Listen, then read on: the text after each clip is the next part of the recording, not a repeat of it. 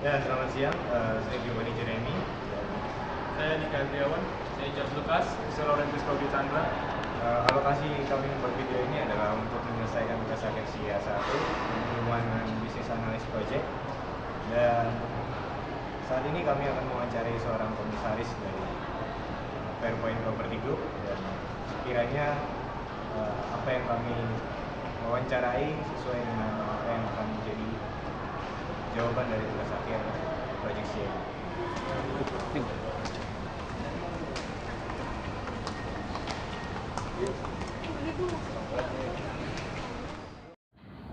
Baik, selamat siang Pak Yani. Ya.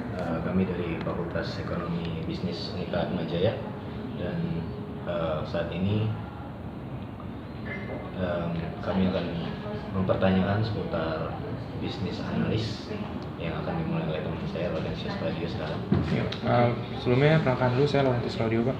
Saya ingin bertanya, sebenarnya itu bisnis analis itu apa ya Pak? Secara global ya, secara garis besarnya gitu. Overview. Ya, bisnis analis sebenarnya secara overview adalah bagaimana kita melihat ruang lingkup di bisnis di suatu korporasi. Kalau kita punya korporasi ataupun kita bekerja di korporasi, itu kita melihat secara whole scope dari sisi internally maupun externally. Gitu. Nah, mungkin apa saja yang mencakup? Pertama, untuk business development, untuk analis bisnis, ada dua pilar utama yang paling penting. Pertama itu internal, pilar internal. Pilar internal itu apa? Pertama, poin pertama adalah misi dan visi, yaitu konsistensi terhadap visi dan misi dan persistensi gitu. Karena apa? Visi dan misi itu adalah mapping kita, dan mapping kita dalam melakukan bisnis. Kalau kita nggak punya mapping, berarti kita nggak punya peta gitu. Ibarat kita mau pergi, tapi kita nggak tahu arahnya kemana. Semua perusahaan mostly punya visi dan misi, cuma tidak semuanya melakukan konsistensi dan persistensi terhadap visi dan misi itu. Itu pertama. Poin kedua dari pilar internal itu lebih ke struktur ya. Jadi kita suatu korporasi, apalagi kalau kita startup dan sebagainya, struktur perusahaan harus jelas. Di mana masing-masing fungsi, divisi-divisi itu harus bekerja sesuai dengan fungsinya masing-masing. Yang ketiga adalah manpower. Apapun bisnisnya, mau manufacture base, mau service base, itu yang penting manpower. Manpower itu lebih ke quality SDM-nya gitu. Karena kita mau apapun bisnisnya, kita itu dependen sekali dengan SDM. Kalau kita punya SDM yang quality-nya bagus, yang well trained, maka bisnis itu juga akan pasti growth-nya akan cepat, akan tinggi gitu. Baik, terima kasih untuk jawabannya Pak. Mungkin selanjutnya dari Dika. Selamat siang, saya Dika. Saya mau nanya, tugas seorang bisnis analis di perusahaan itu apa sih Pak? Tugas bisnis analis ya, secara keseluruhan di setiap perusahaan sama saja. Tugas bisnis analis, satu, melihat isu apa? Isu dari sisi internal, satu. Isu apa yang ada di lingkungan internal perusahaan. Contoh misalkan ada masalah struktural atau masalah SDM atau masalah internal lainnya. Nah, kedua, melihat isu juga, isu yang terjadi di luar perusahaan. Contohnya apa? Business environment awareness. Contohnya, misalkan kita di industri properti, lingkungan luar perusahaan kita seperti apa gitu. Skop properti kita apa? Apakah properti nasional atau internasional? Lalu kita lihat isu-isunya apa, trennya seperti apa di industri yang kita geluti itu.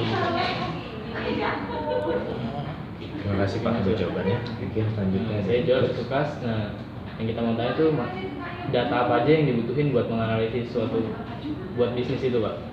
Data untuk analisis bisnis. Iya. Pasti pertama data secara global industri ya. Kalau kita ada di industri retail, kita harus punya data. Kita harus research tren bisnis retail seperti apa. Lalu demand market seperti apa. Needs dari market saat ini seperti apa. Itu dari sisi research. Oke, thank you Pak. Mungkin selanjutnya saya bertanya sedikit Pak. Kalau kita lihat saat ini kan perkembangan bisnis agak stagnan ya Pak ya. Untuk Bapak dan korporasi sendiri, kira-kira respon seperti apa yang Bapak implementasikan dalam suatu bisnis yang saat ini sedang Bapak running bersama dengan korporasi ini? Oke, berarti ini dari sisi eksternal ya. Betul Pak. Nah, kita tadi yang saya bilang kita harus punya awareness ya, awareness terhadap business environment. Contoh seperti kayak sekarang saya ambil contoh di properti ya. Properti, sekarang properti lokal Indonesia itu sedang lesu gitu. Kita harus tahu sebabnya apa lesu, kenapa lesu gitu. Nah, kalau kita bedah lagi, ini properti Indonesia lesu karena banyak faktor gitu, banyak variabel. Pertama dari perlambatan ekonomi itu sendiri. Nah, perlambatan ekonomi berdampak pada dolar yang naik. Betul kan? Ketika dolar naik, semua barang-barang menjadi mahal juga karena kita banyakkan impor barang.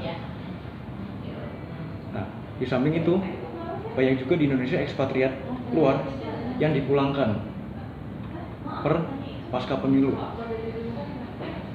Selain itu faktor pemilu itu juga berpengaruh besar terhadap industri properti di Indonesia sampai mengalami kemunduran. Karena apa? Karena dengan adanya pemilu, semua investor baik end user, investor maupun orang-orang yang biasa berinvestasi properti itu akan mereka berpikir ulang. Karena apa? Ketidakpastian masa menjelang pemilu itu sangat penting, kritikal. Jadi semua orang wait and see, mereka tidak ada yang belanja atau spending untuk beli properti, mereka hold. Nah, untuk case kemarin itu properti memang mengalami perlambatan yang cukup signifikan karena masa pra pemilu, semua wait and see. Setelah pemilu selesai pun bukannya membaik tapi malah memperlambat juga. Kenapa? Karena setelah masa pemilu Pak Jokowi terpilih, itu kan ada masa transisi penyesuaian gitu.